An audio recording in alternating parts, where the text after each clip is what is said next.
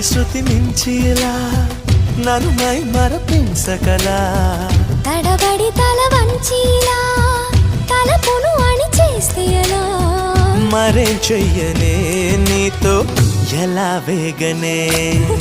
నన్ను దాటి వెళ్ళలేవు నిన్ను నువ్వు దాచలేవు ఏమి చెయ్యనయ్యో రామా